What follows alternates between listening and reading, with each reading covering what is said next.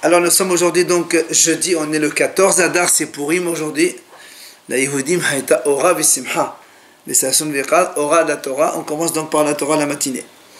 Alors on est à la Daf Yud Gimel de Kedushin. Yud Gimel, 15e ligne.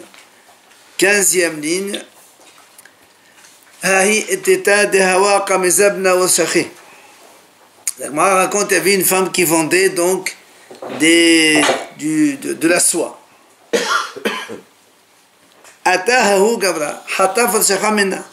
Il est venu un homme, il lui a dérobé un morceau de tissu. Alors elle lui dit, rends-le-moi. Amala, il lui a dit, si je te le donne, tu es mekodeshet. Elle a pris son morceau de tissu et elle n'a rien dit. La question est, est-ce qu'elle est mekodeshet vu qu'elle a accepté ce qu'il lui a donné? Et Amar Rav Nachman, elle peut dire, oui, j'ai pris, mais j'ai pris le mien. Donc, évidemment, ce n'est pas mekodeshet. Et Rav Nachman, alors il vient, Rava, il objecte contre cette idée de Rav Nachman. Il lui dit, pourtant, nous on a vu, Kadesha bagez, ou behamas, ou vegneva, ou shahataf selameyada, ou kedsha, mekodeshet. Pourtant, c'est une Tosefta qu'on verra plus loin. C'est un homme, il a été mekadesh une femme avec un objet volé. Gezel, c'est quand on vole de force, on prend de force.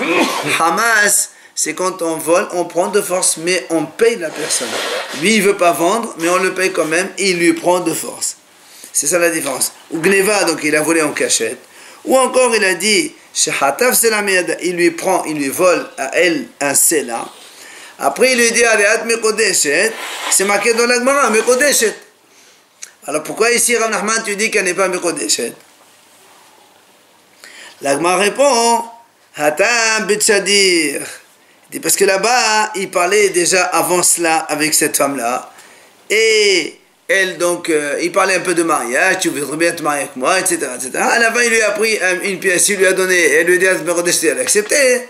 Dans ces cas-là, c'est pour ça qu'on a dit, elle est mekodeshet. Alors vient la Gemara dit, la Gemara dit, où tu as appris que Béhémet, il y a vraiment une différence entre le fait qu'ils aient parlé donc de mariage juste avant ou pas, pour que tu me répondes que s'il parlait d'avant de mariage, donc c'est mekodeshet, même s'il lui a volé l'argent, et alors que dans notre cas où il ne parlait pas de mariage, il a dit que c'est pas mekodeshet.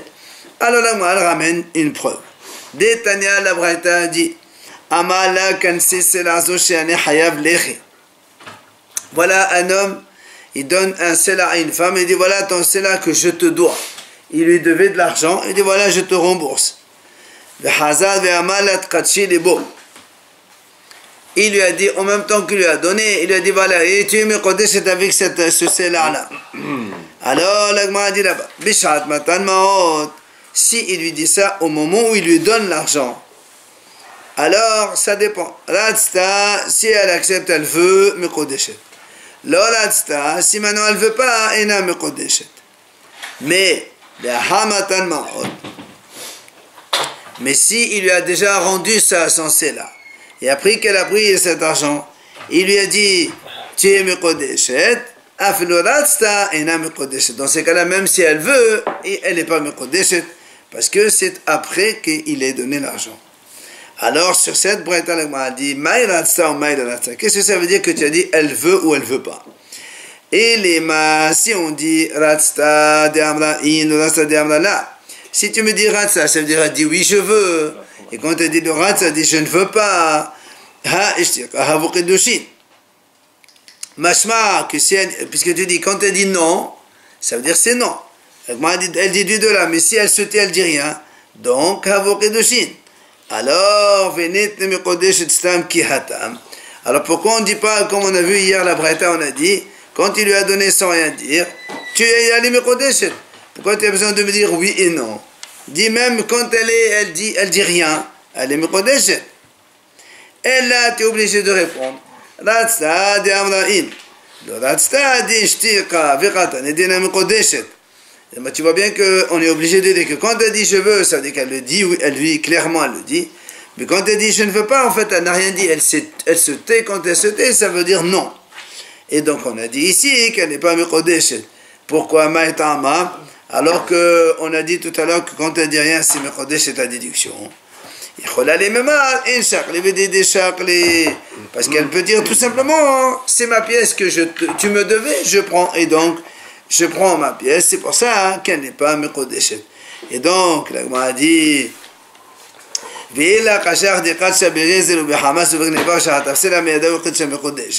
alors comment tu fais avec cette Tosefta qu'on a dit tout à l'heure, que c'est un homme, il vole de l'argent, ou il prend de force, il paye, ou bien il vole à la femme elle-même, il lui donne, il dit Mekodeshet, on a dit c'est Mekodeshet.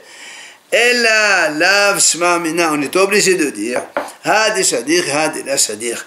Puisque donc dans un cas on voit que quand on est Mekadesh une femme avec un objet volé, ça marche, et dans l'autre on voit que ça ne marche pas, tu es obligé de faire une différence. Un, c'est quoi? Parce qu'il parlait avant cela, il parlait de mariage, lui et elle, et quand elle accepte, même si elle ne dit rien, ça signifie qu'elle est d'accord, Mekodeshet. Par contre, dans l'autre cas où il ne parlait rien du tout, il vole de l'argent, il lui donne, il lui dit voilà, tu es Mekodeshet, et même si elle ne dit rien, alors elle n'est pas Mekodeshet. Comment on peut accepter d'un vol qu'elle soit mariée? C'est d'une avéra. Une avéra, normalement on ne peut pas faire une mitzvah. C'est connu ça. Oui, mais la avéra, c'est le vol. Ah oui. Quand nous on dit bien, parce que quelqu'un il vole une Megillah, s'il lit dans Megillah, il a quitté. Ouais. La mitzvah elle-même, c'est pas une hana. La bracha, c'est vrai qu'il faut rester à soi. Mais là, il n'y a pas de bracha, donc il n'y a pas de problème. La Gemara raconte qu'Inach nafsheh de Ravasi. Quand Ravasi il est niftar, Aïlo Rabbanan l'inakotenhu lishma'tete.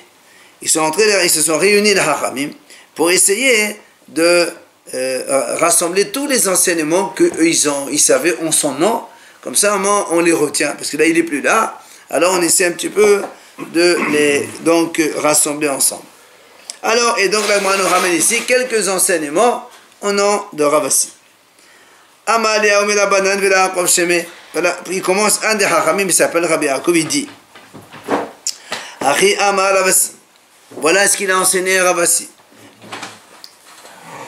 Amar Rabbi Mani, au nom de Rabbi Mani, Keshem, She'en Isha Neknet Bepachot Meshaveh Pruta, car En Kaka Neknet Bepachot Meshaveh Pruta.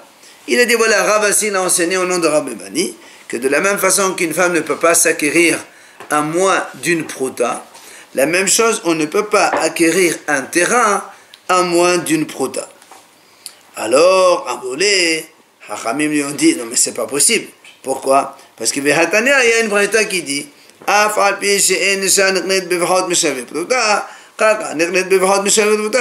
a une braïta qui dit tout le contraire. Même si une femme ne peut pas s'acquérir à moins d'une pruta, un terrain, lui, il peut s'acquérir à moins d'une pruta.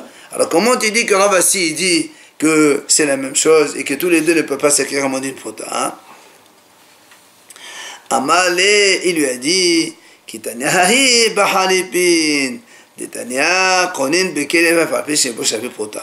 Il a dit non, là-bas quand on a dit quand on achète un terrain on peut l'acquérir à moins d'une pruta, c'est pas le paiement, c'est halipin. C'est quand on prend par exemple un stylo, un truc pour un objet qui, voilà par exemple, pour acquérir un objet. Alors là, même si le stylo ou le foulard ne coûte pas une pruta, l'acquisition est bonne, mais c'est pas en tant que paiement. Pour le paiement, il faut qu'il y ait minimum Shaveh pruta. C'est-à-dire qu'on ne peut pas donner à la mouche quelque chose? Hein? On ne peut pas donner un terrain alors? Non, cadeau oui. Cadeau, tu fais un shtar, tu donnes un cadeau. Pour faire Kinyan, il faut bien qu'il fasse un Kinyan. Ouais. Il faut qu'il y ait une acquisition. Nous on dit que le terrain est s'acquiert, soit Beshkesef, soit Beshtar, soit Bahazaka. Si par exemple tu donnes que de l'argent, tu donnes moins d'une pruta, et je sais pas, il vient quelqu'un d'autre, il veut le donner à quelqu'un d'autre après, il n'y a aucun problème. Ça s'appelle pas qu'il a acquis le monsieur, le premier. Donc ils étaient encore en train de dire un autre enseignement. Ce qu'il a dit Rabbi Yehuda au nom de Shmuel. Tout celui qui ne connaît pas bien la halachot de Gittin et de Kiddushin, il ne doit pas s'occuper dans ce domaine. Parce qu'on avait dit, il risque de faire beaucoup de bêtises et permettre une femme mariée, non mariée, etc. Donc il ne doit pas se mêler de ce genre de choses qu'il ne connaît pas. Sur cette parole de Rabbi Yehuda, Amar Rabasi, voilà Rabasi, il intervient. Il dit Amar Rabbi Yohanan, il dit Vekashin la'olam yoter medor hamabul. Ces gens-là qui ne savent pas et qui se mêlent, ils sont plus difficiles encore que la génération du Maboul, du déluge. Pourquoi? Il t'amène une preuve. Shneemar, le pasuk, il dit Allo v'chahesh v'rasoach v'ranov v'naov parasu v'damim bedamim narao. Il dit comme ça. Allo, c'est-à-dire ils jurent, ils montent, ils tuent, ils volent, ils font des relations interdites, et le sang avec du sang, ils se sont mélangés. Voilà ce que dit le pasuk. Maintenant, il dit, Maï Mashma. Comment on peut comprendre ce pasuk? Il dit, Kedem Tagem Rav Yosef. Rav Yosef, il a traduit ce pasuk de cette façon. Il dit, ce pasuk-là, il parle à propos de Moldin Benin Meneshe Havrihon, Hovin al Hovin Moussifin. Il dit, ce sont des gens qui prennent les femmes des autres et ils font des enfants entre eux et ils rajoutent des péchés sur leurs péchés. Alken, te aval haares, fi umlal kol yoshev ba. Il dit, à cause de ça, la terre va être endeuillée et tous ceux qui sont là-bas, ils vont être umlalim, des pauvres. Behayat asede ou vachamem ram derehayam yasefu. Même les bêtes du champ, même les volailles du ciel, et même les poissons, ils vont mourir. Alors ça, on parle ici donc de relations interdites et des enfants interdits. Et là, le navire raconte là-bas que même les poissons, ils vont périr à cause de ces péchés-là. Ve'ilo, alors que nous on sait, le Dor Hamaboul, dans la génération du déluge, les poissons n'ont pas été touchés, ils ont été épargnés.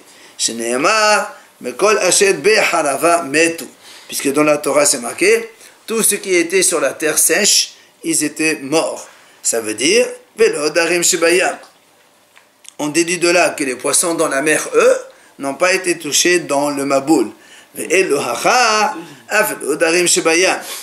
ici on voit que même les poissons, ils ont péri. Donc, c'est pour ça qu'il dit, celui qui fait des... Donc, il s'occupe des choses de Gittin Kedushin alors qu'il ne connaît pas les halachot, il peut amener justement à des problèmes d'enfants interdits, et ça peut donner des conséquences pires que la génération du Maboul. Alors là, moi, a dit, pourquoi tu dis ça? Qui t'a dit que c'est à cause de ça seulement? Là, dans le pasuk, il n'y a pas marqué que les relations interdites, il y a marqué jurer à faux, mentir, tuer, voler, et aussi les relations interdites. D'où tu dis que rien que ce péché de relation interdite est pire que le Maboul. Alors l'Agma nous répond, la salka dater. Tu ne peux pas dire ça. Pourquoi? Dirtif, qui me peinait alo avla haares. Me peinait ala, pardon. Car le pasuk est dit, à cause de la ala seulement quand il jure à faux, seulement la terre elle est endeuillée. Donc tu vois bien que rien que pour ça déjà, pour chacun, il y a rien que ça, le péché. Et pourquoi on ne dirait pas, puisque tu as un passouk pour les serments à faux, celui qui jure à faux, alors tu dis, celui qui jure à faux, il mérite toutes les conséquences, et les autres péchés, tous rassemblés, mentir, tuer, voler, et les relations interdites, c'est une objection, enfin. Oui. C'est quoi l'objection? Je sais pas compris. Il lui dit, parce que nous, il lui dit peut-être que ce péché, c'est pas qu'un seul de relations interdites qui amène les conséquences dont tu as parlé. Peut-être que les 5 péchés assemblés, jurer à faux, mentir, tuer, voler, relations interdites, ça fait 5. Il n'y a que quand il y a les 5 ensemble qu'il y a l'interdiction. Et toi, tu me dis, celui qui fait, il s'occupe des Gittin et Kedushim alors qu'il ne le sait pas, il est pire que ceux de la génération du Maboul. Alors il répond non, puisqu'on a dans un passouk, mais peine ala abla, c'est rien que pour un seul, il y a donc une conséquence que la terre s'en deuil.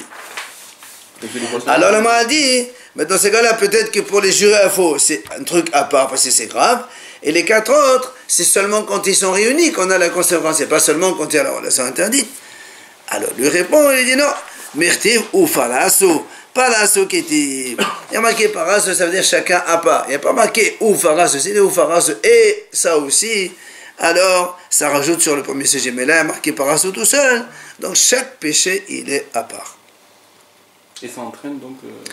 Celui qui, donc, d'où l'enseignement que celui qui s'occupe des guédines alors qu'il ne le sait pas, eh bien, il peut faire des péchés qui ont des conséquences pires que celles de la génération du déluge.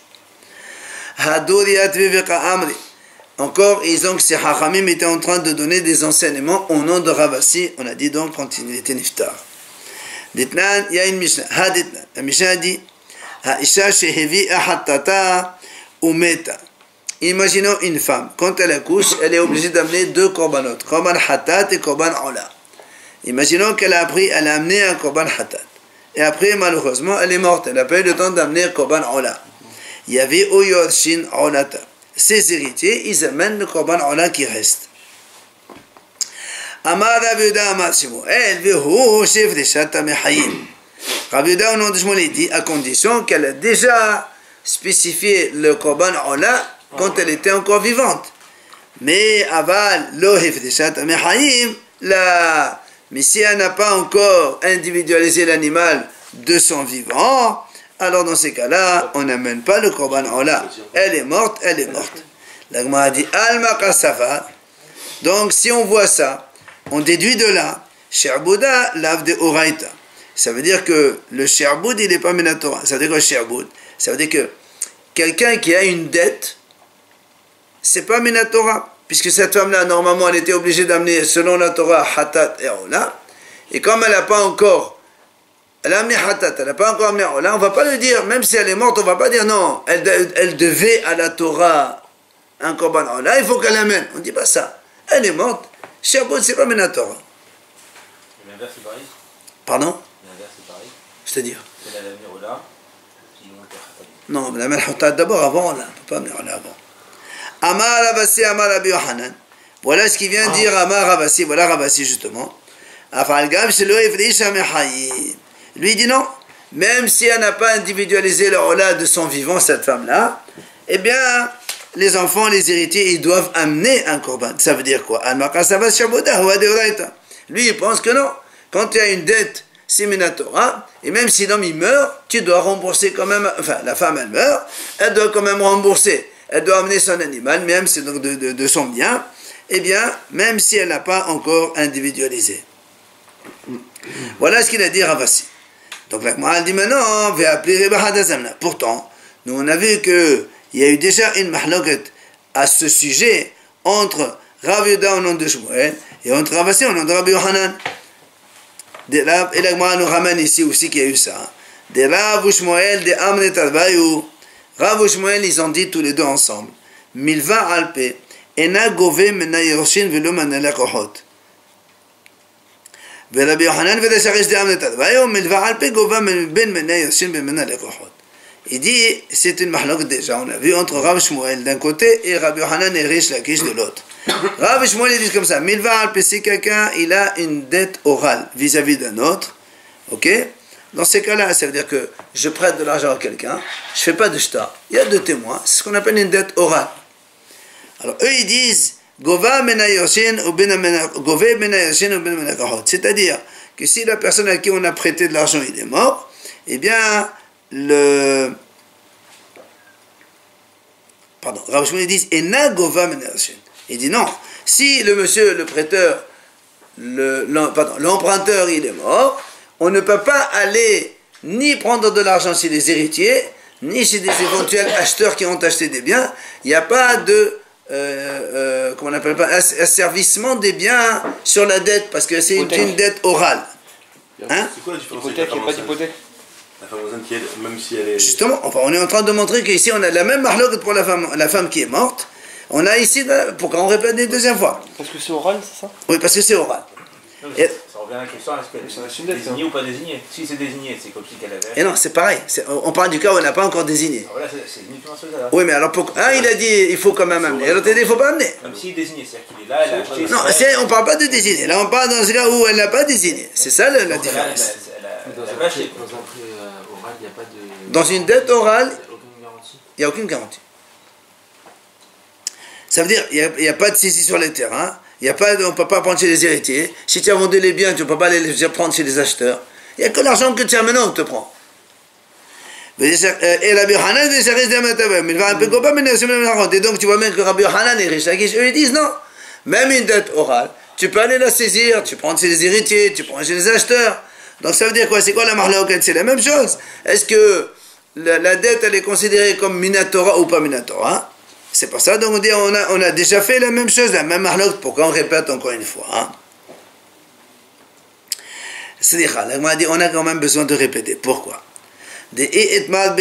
Car si on nous enseigne seulement dans notre cas, à nous ici, dans la dette, moi j'aurais dit, si on dit que ça, on ne dit pas l'histoire de la femme qui a accouché, on dit,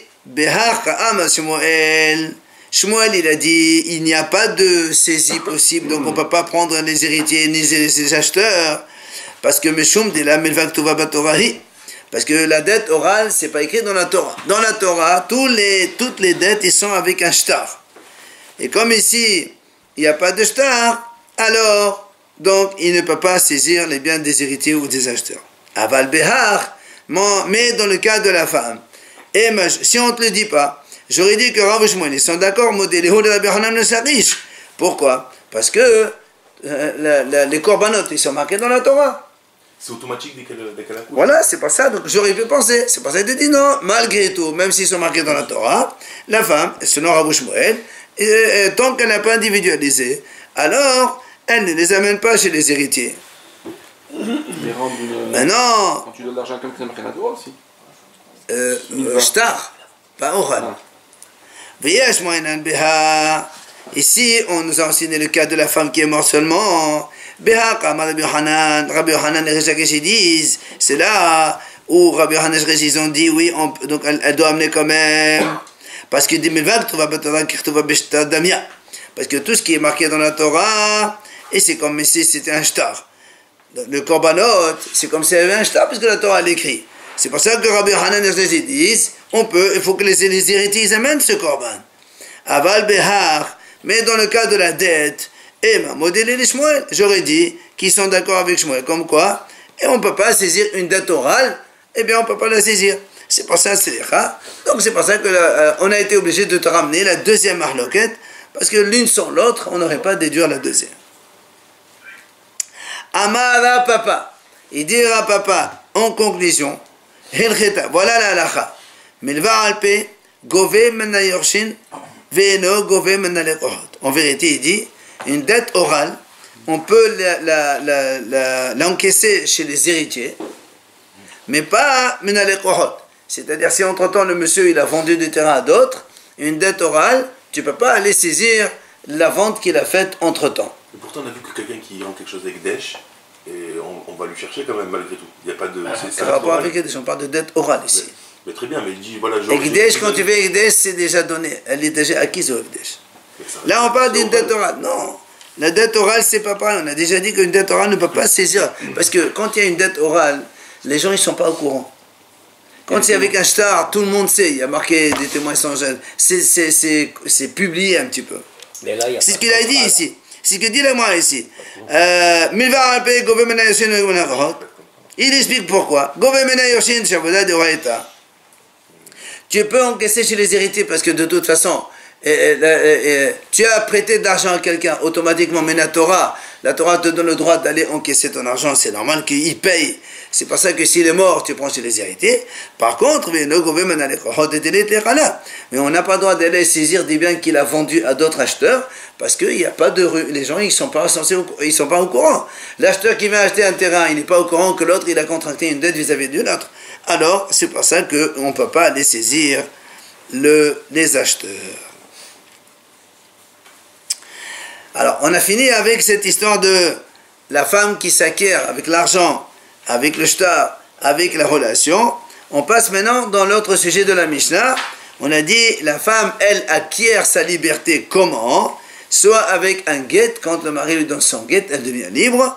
Soit, bimita tabal, le mari meurt, automatiquement, elle est donc libre, elle se marie avec qui elle veut. Alors, la Gemara, elle vient y discuter. Bishlama, guet. Tu me dis qu'avec un guet, la femme, elle est libérée. Je comprends. Pourquoi? C'est marqué dans la Torah, c'est fait qu'elle est toute. La Torah dit, tout le mari, il écrit un parchemin dans lequel il coupe sa relation avec cette femme-là. Et donc, après, elle peut se marier. C'est ce qui est marqué dans la Torah, elle peut se marier avec qui elle veut. Et là, mitataba minalan. La Gemara dit d'où tu sais que quand le mari meurt, cette femme-là, elle peut se marier avec les autres hommes. D'où on sait ça? Oui, on a aussi la logique. Il y a Yavama, non? Hein? Non, il n'y a pas d'Ivama. Pour l'instant, on parle d'une femme normale. Elle s'est mariée, elle a des enfants, son mari il est mort. Nous, on sait que cette femme-là, elle est veuve, elle peut se marier avec d'autres personnes. Tout, tu sais. Alors, le m'a dit, première réponse, Svanaou. Le m'a dit, c'est logique. C'est un raisonnement logique. Quoi? C'est lui qui était là, il interdisait d'aller avec d'autres hommes. Maintenant que lui il est mort, il n'y a plus d'interdiction, donc elle est autorisée. Ça c'est la logique simple. Alors la Gemara réfute, elle dit alors, pourtant il y a des harayot que même si le mari il les interdit, mais il ne peut pas les autoriser quand il meurt. Quelqu'un par exemple il ne peut pas se marier avec sa tante, avec la femme de son père, avec sa belle-fille, même si lui il meurt, eh ben, il ne va pas autoriser cette belle-fille à se marier avec n'importe qui. Des expressions, en fait. La Torah l'a spécifié, ça. Et là, la Gemara dit non. On apprend ça, mais de Amala Hamana, Yevama. La Torah, elle dit comme ça. Quand une femme, elle est mariée avec un homme et elle n'a pas d'enfant, la Torah, qu'est-ce qu'elle dit? Elle va aller avec le Yavam. Chez la Banim, Asura. Haï, sa Banim, Muteret. Donc tu vois bien que la Torah dit Yevama, elle va aller. Hein. Quand une femme n'a pas d'enfant avec ce mari-là, elle peut aller avec ce frère. Quand il meurt, quoi, du coup. Quand il meurt, machement que si elle a des enfants de ce monsieur, elle peut aller avec qui elle veut. Puisque la Torah dit attention, une femme qui n'a pas d'enfant avec son mari, elle n'a pas le droit de se marier avec les autres, il faut qu'elle aille avec le frère. Très bien, machement que si elle a des enfants, alors elle peut se marier avec qui elle veut. Alors la Gemara dit qui t'a dit ça? Vidilma en la banim asura li alma v'shra li yavam. V'yesha banim li chole alma li asura. La Gemara dit pourquoi tu dis ça? Moi je peux te dire, c'est vrai, quand elle n'a pas d'enfant, elle est interdite à tous, elle est permise au Yavam. Mais si elle a des enfants, elle est interdite à tout le monde. Je peux dire ça?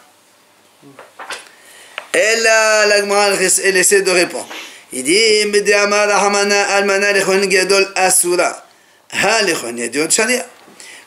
qu'est-ce que dit la Torah? Une veuve, elle est interdite de se marier avec un Kohen Gadol. Il y a marqué comme ça. Machma avec un Kohen normal, elle peut se marier. Or, une veuve, c'est quoi? C'est une femme qui a perdu son mari. Voilà le preuve. Tu peux dire que c'est juste que Kohen Idiot et pas pour les autres hommes aussi, peut-être. Mais ça fait rien. Déjà, Kohen Idiot, c'est motard. Donc, ça veut dire qu'une femme, quand le mari est mort, elle a acquis sa liberté. D'accord? Alors, la Gemara dit, qui t'a dit?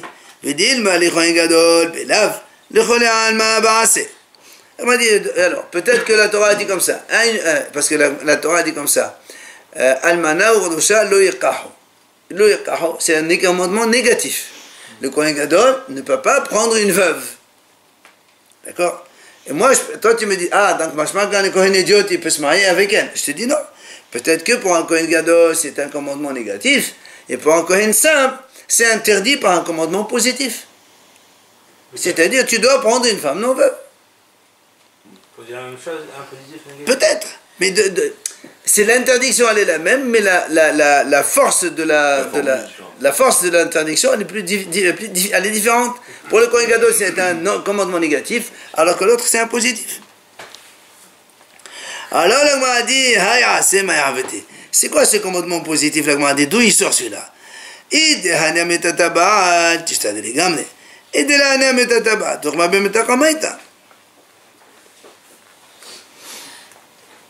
La Gemara dit comme ça. Qu'est-ce que c'est que ce commandement positif? On a une femme, elle était mariée. Quand elle était mariée, elle est interdite à tout le monde, ça on le sait. Maintenant que son mari il meurt, il y a deux possibilités. Soit tu dis qu'elle est interdite, alors interdite pareil à tout le monde, soit tu dis qu'elle est permise, elle est permise à tout le monde. Comment tu me dis non, elle est interdite pour le Kohen Gadol par un commandement négatif, et pour les autres Kohanim par un commandement assez? Ça veut rien dire ça. Ou tu l'interdis, ce que dis-moi, si la mort du mari elle est valable, donc tu sais les gamins, elle devient permise à tout le monde. Maintenant, si c'est pas valable, elle reste comme elle était auparavant, et donc c'est un commandement négatif pour tout le monde. Ça concerne que le Kohen ou le Kohen Gadol? Pour l'instant. La Gemara dit, la Gemara dit, quel est ton problème? Pourquoi tu dis non, on peut faire ça? Et dit, alors, on a vu un cas où, par exemple, tu l'enlèves de la mort, et tu l'amènes dans un autre péché qui est donc assez, qui est commandement positif. Mais dès Ava, Pesoulé Mourdashim, on dit voilà, regarde un cas pareil. Dans les Pesoulé Mourdashim, c'est-à-dire, prends par exemple un animal qu'on a sanctifié, qu'il est kadosh. On sait nous que celui qui profite de ça, il est hayab me'ila, etc., etc. Maintenant, imaginons que c'est un animal, il a un moum, il a un défaut. On ne peut plus l'amener sur le mesbéa. Alors on va dire, regarde, d'accord? Au début, un animal qui est kadosh, celui qui en profite, il est hayab me'ila. On n'a pas le droit de travailler avec un animal kadosh, sinon on ne tondre la laine, c'est tout ça, on n'a pas le droit. Maintenant, quand on a racheté cet animal qui a un défaut, qu'on ne peut plus amener sur le mesbéa, on le rachète. Me'ila l'etbehu. Il n'y a pas de me'ila, c'est vrai. Mais il reste quand même un sourd de travailler avec cet animal, ni de le tondre. Donc tu vois bien qu'il reste quand même un petit peu. Il ne reste pas sur la même interdiction. Il y a un petit peu qui reste, il y a un petit peu qui mange. Non, pas la femme, avec le Kohen. Ça, tu m'as dit, pourquoi la femme, quand elle était avec son mari, elle est interdite complètement à tout le monde. Maintenant qu'elle est permise, tu me dis, pour le Kohen Gadol, c'est un commandement négatif, et pour le Kohen Idiot, c'est un commandement positif. Elle dit, alors, pourquoi pas? Voilà, on peut différencier les interdictions d'un côté et d'un autre. Elle a dit, encore une possibilité de réponse. Mais elle m'a dit tout simplement, c'est marqué dans la Torah, si on dit comme ça, un homme qui est fiancé avec une femme, la première année, il ne va pas à la guerre. Pourquoi? De peur qu'il meure. La Torah dit, et un autre homme, il se marie avec elle. Donc tu vois bien que quand il meurt, la femme a le droit de se marier, c'est la Torah qui le dit.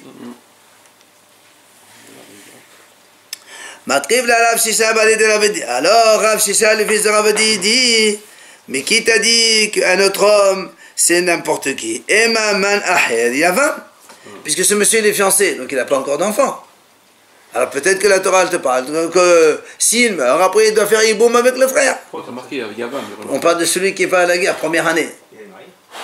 Oui, mais on parle de Ela Sisha, il a fiancé, il n'a pas encore marié. On est dans la première année après fiancé. Et si, justement, c'est le but. Fiancé dans la Gemara, c'est Kiddushin, mais Kodesh déjà. Si, bien sûr, il faut Yiboum. Il aurait marqué il y a quelques Alors, la Gemara dit, Amar Avashi, Shte Tshuvot Badaba. J'ai deux objections à propos de cette objection. Hadad Yavam la Yaqlahe. Premièrement, le Yavam, on l'appelle pas Aher. C'est pas parce que la Torah dit Ve'ish Aher Yaqahen. Si c'est le Yavam, tu peux pas dire un autre homme. C'est pas un autre homme, c'est le frère. Rien à voir. Ve'od, on a dit Ktiv. ושנאה האיש האחרון וחטא לעשה וכליטות או כי ימות האיש האחרון.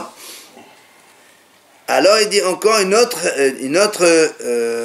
réponse dans laquelle on va donc trouver que la mort de l'homme va autoriser sa femme à se marier avec des autres. C'est que dans la Torah il y a marqué comme ça.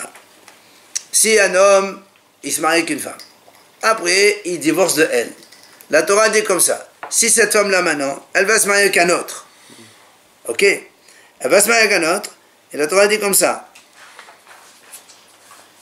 Si ce deuxième homme, il ne veut pas de sa femme, il la divorce. Ou, si cet homme-là, il meurt. Il y a marqué les deux cas. Et la Torah dit, tu vois bien qu'on met à pied d'égalité le divorce et la mort. Parce que la Torah dit là-bas, le premier mari n'a pas le droit de se marier avec elle. Ça veut dire les autres hommes peuvent se marier avec elle. Et qui? Cette femme-là qui a été soit divorcée du deuxième mari, soit veuve du deuxième mari qui est mort. Donc on met au pied d'égalité la mort du deuxième et le divorce du deuxième. Alors le m'a dit, on les a mis comparés tous les deux ensemble.